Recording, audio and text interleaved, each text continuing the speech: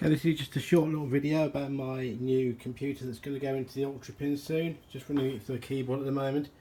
19-inch monitor upright, which is what the Ultrapin uses for the DMD in that section, and the back glass in that section. And this is the 32-inch Samsung TV that's running through HDMI. The computer itself, it runs Visual Pinball X absolutely fine. It's an i3 processor that's running at 3.6 gig with a GTX 670 graphic card in there, 12 gig of RAM and a solid state drive. There's also these bits here, which is like the pack drive. Sorry for the bad lighting, but the KL52Z board, which will do all the buttons. And I've already made little jumpers that will go onto the original wiring in the Ultrapin. But I'm just going to talk a bit about this menu system. Like I say, it just comes up on here when you move the shift button with whatever game you want to watch or sorry, play. I'm just going to turn the volume up a bit. It's also got the Pinball X stuff in there that it runs absolutely fine as well. So now let's do there's Cactus Canyon continue there, which is a P-Rock game. So we press 1 on the keyboard to select it.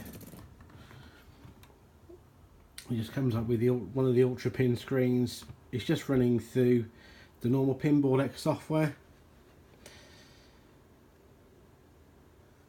So there you go, back glasses come up. And we're just waiting for the game to start. There we go. So again, this is the Cactus Canyon continued. What you can actually do with the LCD monitor is you can run it into colour as well, using the DMD-X files, as most people know.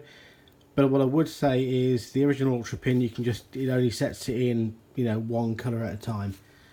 So you press 1 to start the game. I obviously can't play very well one-handed, but again, it runs all these games absolutely fantastically, no problem at all. Through a relatively low spec machine compared to some of the ones that other people put Visual Pinball on. So there we go, back to the menu in VPX, so in Pinball X, and it's got a different thing. That's Champions League, great little game. Circus Voltaire here.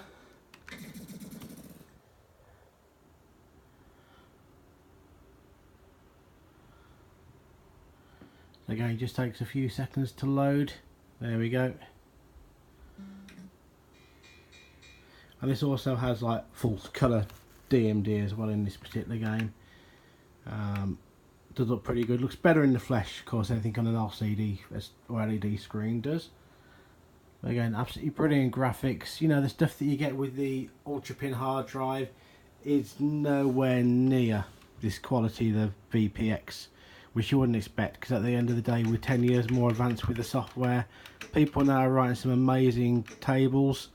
This also plays the Pinball X games, as I said, so I'm just going to run one of those. All I need to do is put up a back glass for the game there. It's not animated. The game's just loading at the moment.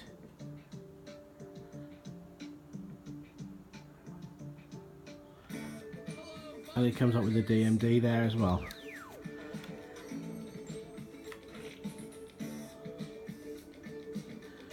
So it runs that all nice. I'm only trying to play with one flipper at the moment. That's all I can play.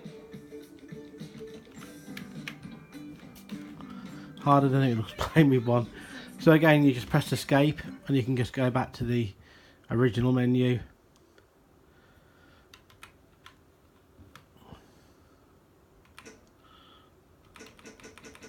At the moment, 230 tables in here. They've got doubles of some tables because they're on different formats. I'm not running Future Pinball in here because I actually don't rate it that much. But again, lots of fun to be had there, and you can keep expanding it.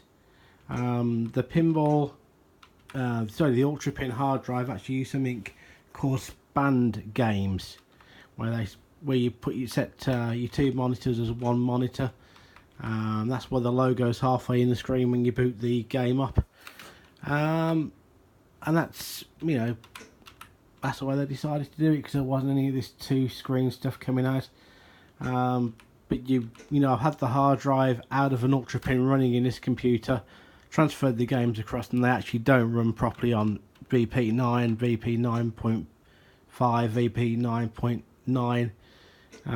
It's their own version of it, but the Ultrapin on steroids gives you a menu that you can choose from the different ones. But again, this is not the Ultrapin on steroids. This is one that you have to completely replace the computer for.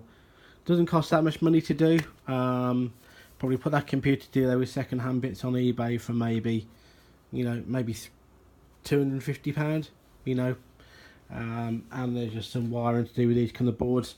I may be able to get the original UltraShock board working right, but I'm used to using the KL52 Pinscape board now, so that's what I'll stick with. Obviously stick with what you know, as I want to also add a few more buttons on the front, you know, for extra ball buttons, that kind of thing. Oh, excuse me. So yeah, that's how far I've got at the moment, and my Ultrapin should be arriving in a couple of days, so I'm going to start bunging that stuff in. So cheers for watching, guys.